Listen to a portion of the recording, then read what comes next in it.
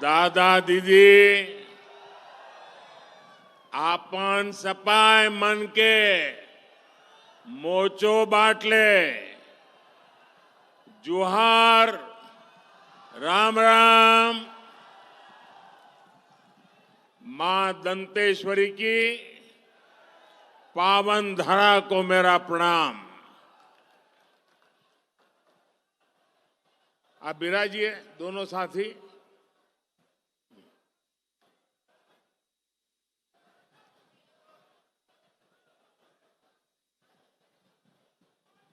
आज मैं हमारे बहुत पुराने साथी बलिराम कश्यप जी की जन्मस्थली कर्मस्थली और जब यहां आऊं तो पुरानी यादें ताजा होना बहुत स्वाभाविक है। शायद यहां का कोई क्षेत्र ऐसा नहीं होगा कि मैंने और बलिराम जी ने साथ दौरा न किया हो। एक साथ हम प्रवास करते थे, संगठन के कार्य के लिए निकलते थे। तो स्वाभाविक है कि बलिराम जी ने जो तपस्या की, जो पुरुषार्थ किया, उसी का नतीजा है कि आज हम सब ने आपका इतना विश्वास प्राप्त किया है।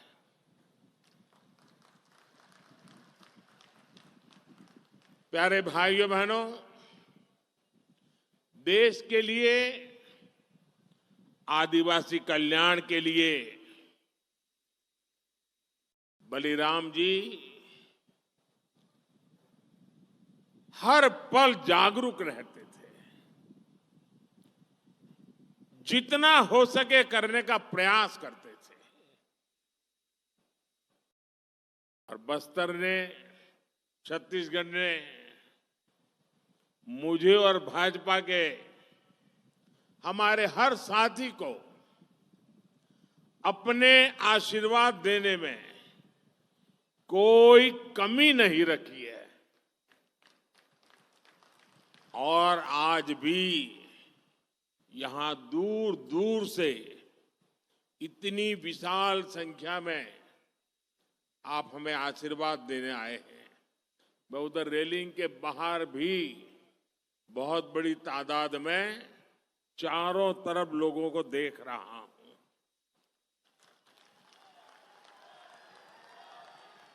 आज मैं आपके बीच आया हूं। पिछले 10 साल में देश कहां से कहां पहुंचा है,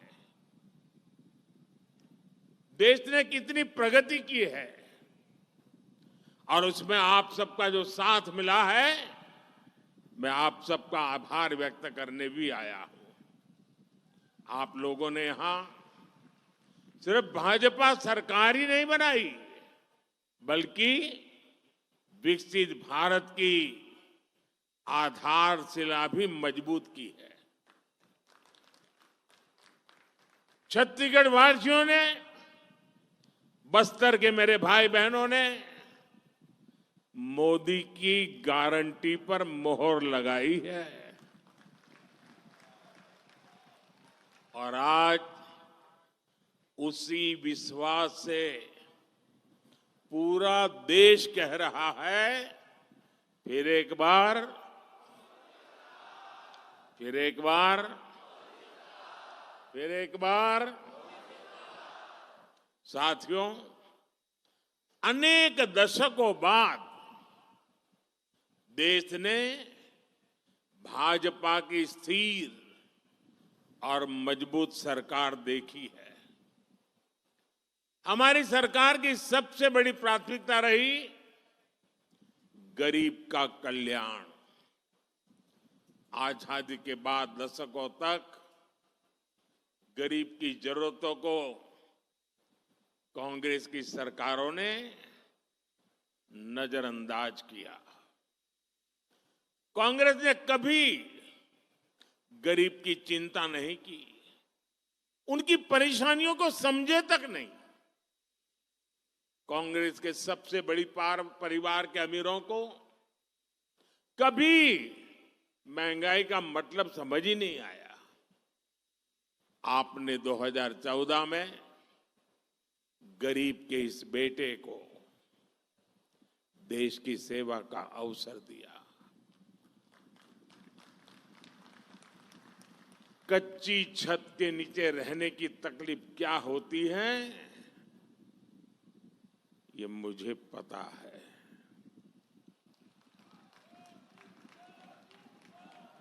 जब घर में राशन नहीं होता तो एक मां पर क्या बीतती है, ये मुझे पता है। जब दवा खरीदने के लिए घर में पैसे नहीं होते तो बेबसी कितनी ज्यादा होती है, ये मैं जानता हूं। और इसलिए मैंने ठाना कि जब तक गरीब की हर चिंता दूर नहीं करूंगा, मैं चैन से नहीं बैठूंगा।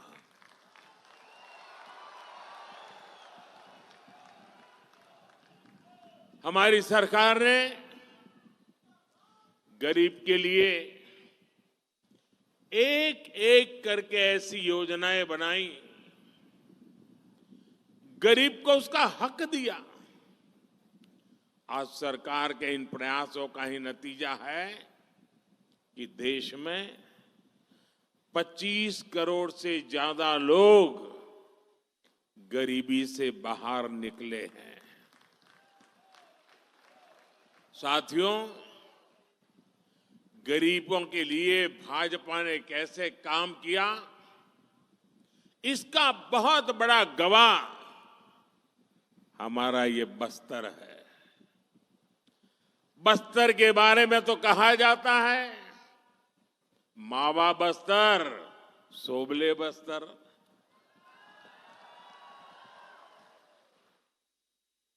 बस्तर डिवीजन से ही मैंने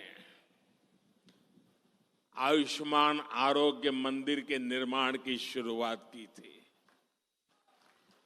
यह आयुष्मान आरोग्य मंदिर देश भर में गरीब को सस्ते इलाज, सस्ती जांच का प्रमुख केंद्र बने हैं। यहां छत्तीसगढ़ में भी हजारों आयुष्मान आरोग्य मंदिर खोले गए हैं। इन आरोग्य मंदिरों की वजह से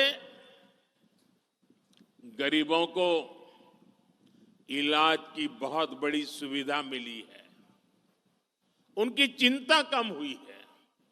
मोदी ने 5 लाख रुपए के मुफ्त इलाज वाली जो आयुष्मान भारत योजना चलाई है, वो भी गरीबों के बहुत काम आ रही है।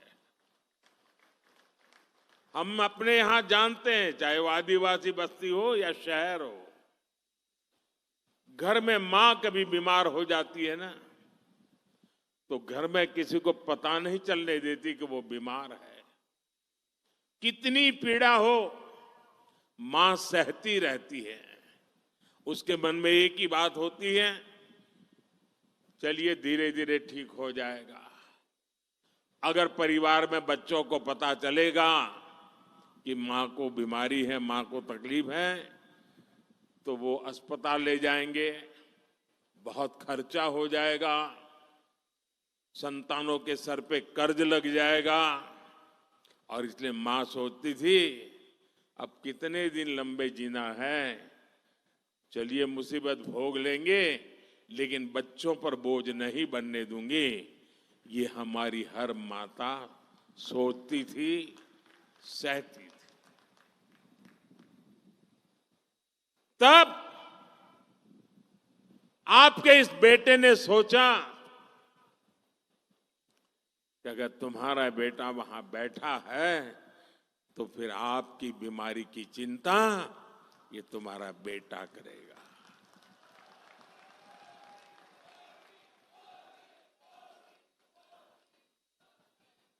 देश के करोड़ों गरीबों ने इस योजना की वजह से अस्पताल में मुफ्त इलाज कराया है। इस योजना की वजह से गरीबों के 1,00,000 30,000 करोड़ रुपए से ज्यादा खर्च होने से बच गए हैं, जो उनको बीमारी के लिए खर्च करना पड़ता।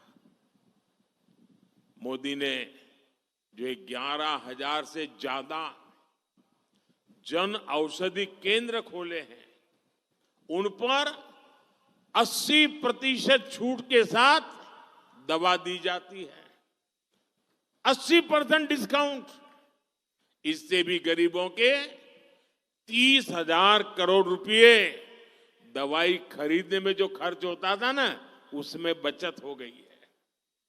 इसलिए ही आज देश का गरीब कह रहा है, खर्च कम कराए, बचत बढ़ाए, बार बार, फिर एक बार, बचत बढ़ाए बार बार, फिर एक बार। साथियों, दुनिया में 10 साल का सबसे बड़ा महासंकट आया, कोरोना, कोविड। लोग कहते थे, भारत कैसे बचेगा, भारत के गरीबों का क्या होगा। कांग्रेस के अमीरों की सरकार के समय देश में बीमारी का टीका आने में दशकों लग जाते थे। मोदी ने कहा कि मैं अपने देश के हर गरीब के साथ खड़ा हूं। मैं गरीबों को मुफ्त वैक्सीन भी दूंगा, मैं गरीबों को मुफ्त राशन भी दूंगा। ऐसे समय में जब दूसरे देशों में कोरोना का एक एक टीका हजारों रुपये में लग रहा था, मोदी ने आपको मुफ्त टीका लगवाया। ऐसे समय में जब दूसरे देशों में खाने के लिए हाहाकार मचा था, मोदी ने अपने गरीब भाई बहनों के लिए मुफ्त राशन की दुकान खुलवा दी। मुफ्त राशन, मुफ्त वैक्सीनेशन पर मोदी ने 4 लाख करोड़ रुपए से ज्यादा खर्च किए। और इतना ही नहीं, मुफ्त राशन की योजना को मोदी ने अगले 5 साल तक और बढ़ा दिया है।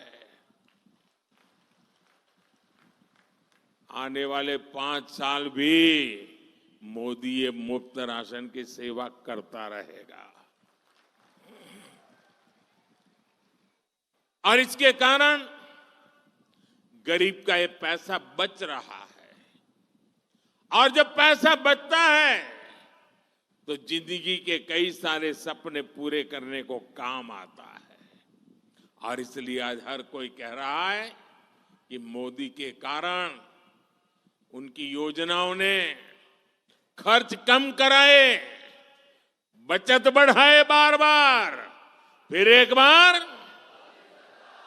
साथियों, कांग्रेस की सरकार के समय भ्रष्टाचार ही देश की पहचान बन गई थी। और भ्रष्टाचार से अगर सबसे ज्यादा नुकसान किसी का होता है तो गरीब का नुकसान होता है। भ्रष्टाचार गरीब का हक मारता है।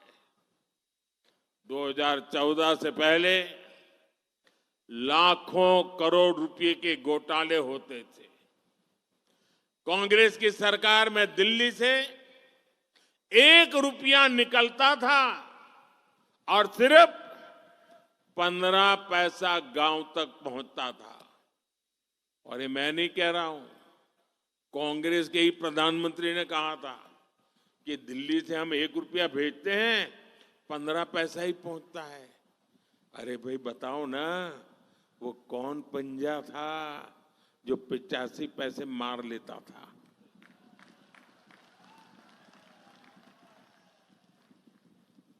मोदी ने कांग्रेस की लूट की ये पूरी व्यवस्था, मैंने इसको बंद कर दिया है। भाजपा सरकार ने अपने 10 साल में 34 लाख करोड़ रुपए, आंकड़ा याद रखिए, 34 लाख करोड़ रुपए सीधे लाभार्थियों के बैंक खाते में भेजे हैं। दिल्ली से 1 रुपया भेजा, पूरे 100 पैसे गरीब के खाते में जमा हो गए।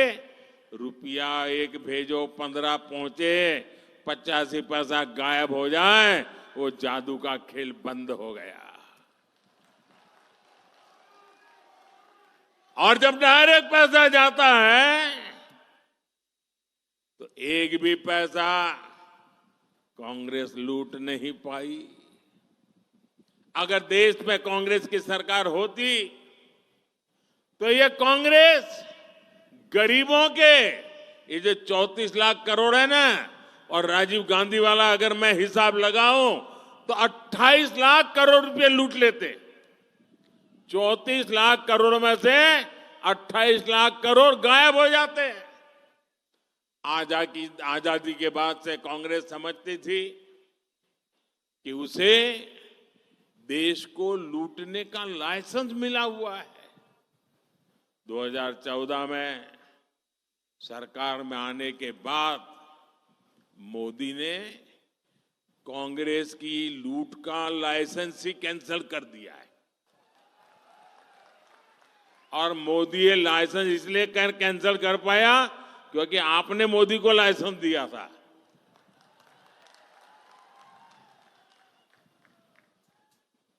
अब आप बताइए, जब उनकी दुकान बंद हो गई, लूटने का लाइसेंस चला गया, तो मोदी को गाली देंगे कि नहीं देंगे?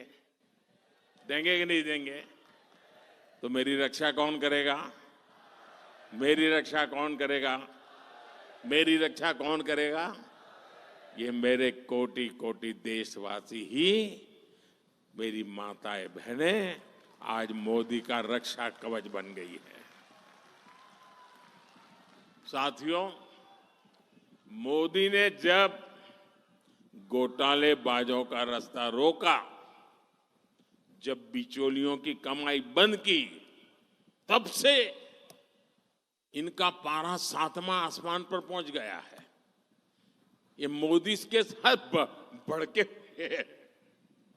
छत्तीसगढ़ में कांग्रेस के भ्रष्टाचार पर आज कड़ी कार्रवाई हो रही है। यहां के युवाओं को जिन्होंने धोखा दिया है, उनकी तेजी से जांच चल रही है। हम नाराज होकर ये लाठी से मोदी का सिर फोड़ने की धमकी दे रहे हैं। मोदी गरीब का बेटा है, सिर ऊंचा रख करके चलता है।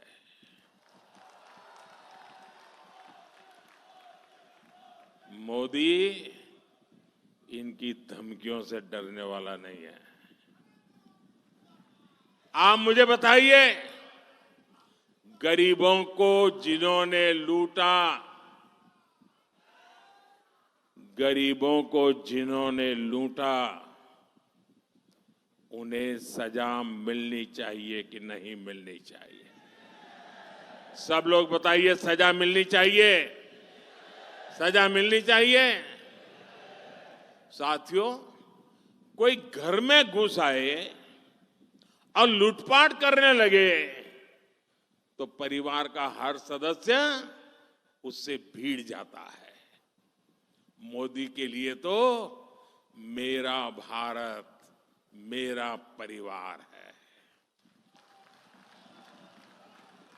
मैं भी अपने देश को, अपने परिवार को लूटपाट से बचाने में जुटा हूं। और इसलिए मैं कहता हूं, भ्रष्टाचार हटाओ। और वो क्या कहते हैं? वो कहते हैं भ्रष्टाचारी बचाओ। चुनाव की रैलियां नहीं कर रहे हैं, भ्रष्टाचारी को बचाने की रैलियां कर रहे हैं।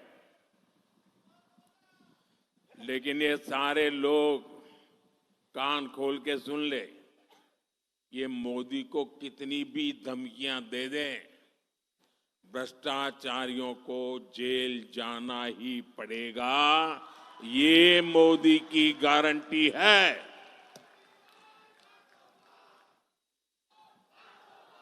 भाइयों बहनों, रामनवमी बहुत दूर नहीं है। इस बार अयोध्या में हमारे रामलला टेंट में नहीं बल्कि भव्य मंदिर में दर्शन देंगे। 500 साल बाद ये सपना पूरा हुआ तो इसकी सबसे अधिक खुशी प्रभु राम के ननिहाल छत्तीसगढ़ को होना बहुत स्वाभाविक है। लेकिन कांग्रेस और इंडी गठबंधन राम मंदिर बनने से बहुत नाराज है। कांग्रेस के शाही परिवार ने राम मंदिर की प्राण प्रतिष्ठा का न्योता ठुकरा दिया। कांग्रेस के जिन नेताओं ने इस कदम को गलत बताया, उन्हें पार्टी से निकाल दिया गया। और एकाध दो जो अगर वहां पहुंच गए प्राण प्रतिष्ठा में, प्रभु राम के चरणों में सर झुकाया, तो उनको 6 साल के लिए पार्टी से निकाल दिया। ये दिखाता है कि कांग्रेस तुष्टीकरण के लिए किसी भी हद को पार कर सकती है। कांग्रेस ने जो घोषणा पत्र बनाया है उसमें भी मुस्लिम लीग की छाप है। साथियों, कांग्रेस को आज भी देश के लोगों की जरूरत से कोई लेना देना नहीं है। ये भाजपा सरकार है जो हर गारंटी जमीन पर उतार रही है। अभी हमारे मुख्यमंत्री जी बड़े विस्तार से बताते थे, यहां की भाजपा सरकार ने धान किसानों के बकाए रकम को चुकाने की गारंटी पूरी कर दी। तेंदुपत्ता संग्राहों को दी गारंटी पूरी कर दी। मैं यहां की बहनों को विशेष बधाई दूंगा। महतारी वंदन योजना का लाभ मिलने लगा है। और मैं था, मुख्यमंत्री जी ने बताया, काशी बाबा के धाम से मुझे इस योजना में भागीदार बनने का कार्यक्रम में साथ आने का मौका मिला था। यहां की लगभग 70 लाख बहनों को हर साल 12,000 रुपये मिलना तय हुआ है। इसमें बस्तर की 5 लाख से अधिक और कांकेर की 5 लाख से अधिक बहनें भी इसकी लाभार्थी है, उसका लाभ ले रही है।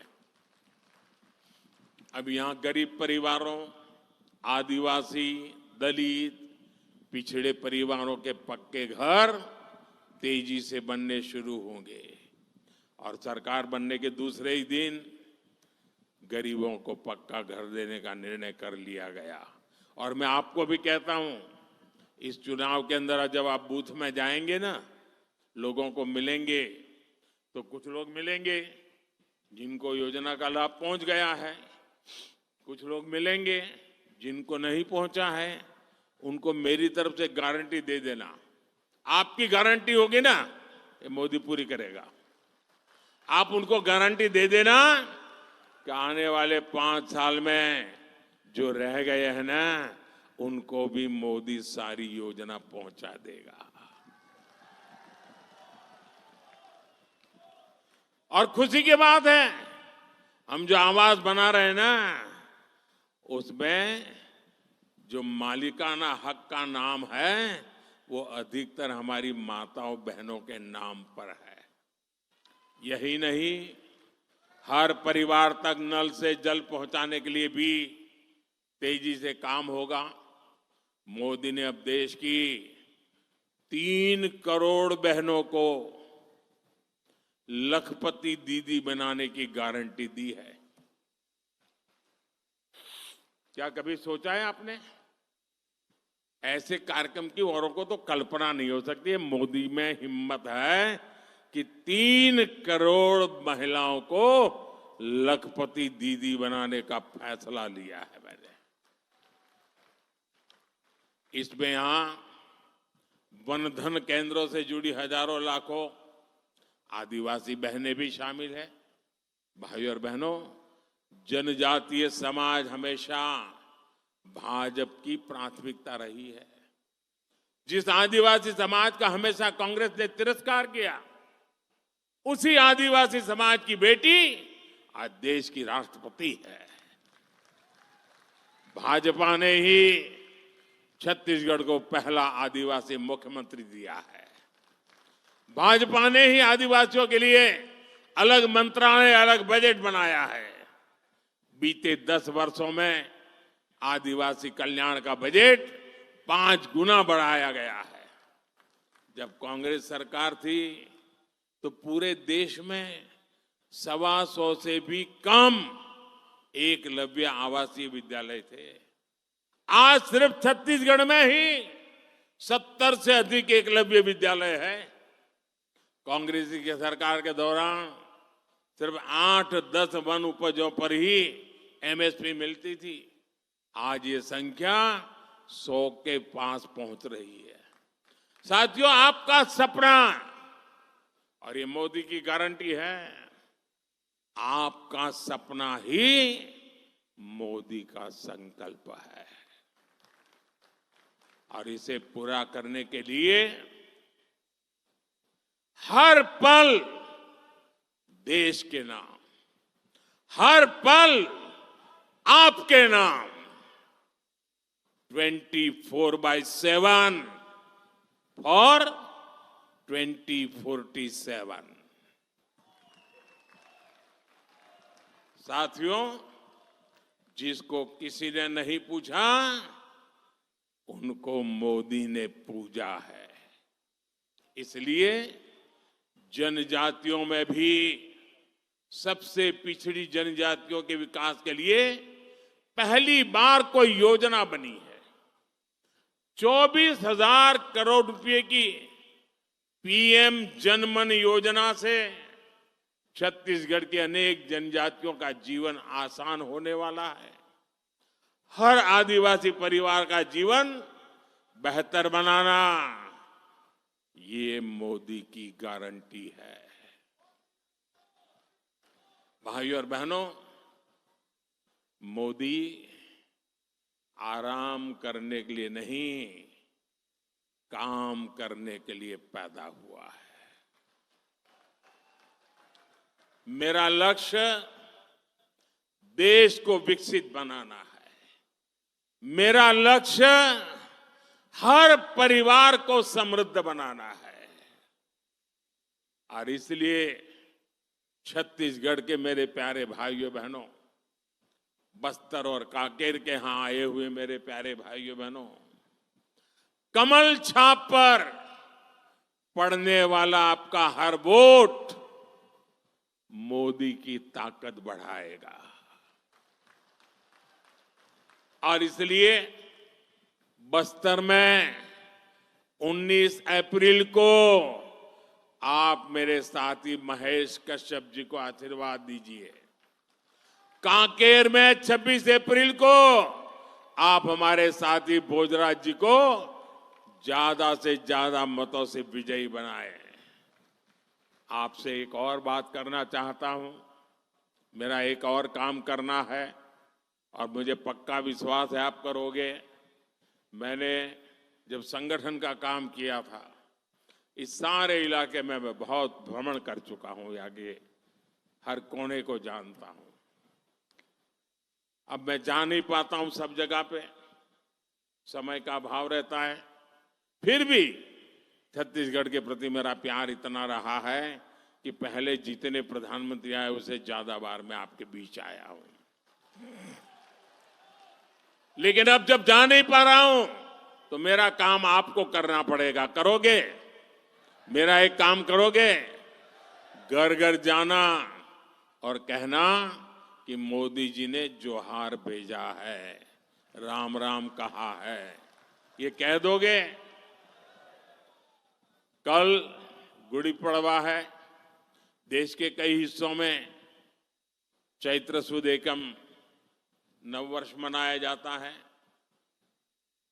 चैत्री नवरात्रि का भी पर्व होता है, शक्ति उपासना का पर्व होता है। कुछ दिनों के बाद रामनवमी भी आ रही है। मैं आप सभी को इन सभी त्योहारों की अनेक अनेक शुभकामनाएं देता हूं। काल के आम सबचो नुआ साल और नवरात्रि पर्व चालू हो से उनचो भले शुभकामना। भारत माता की, भारत माता की, भारत माता की। बहुत बहुत धन्यवाद।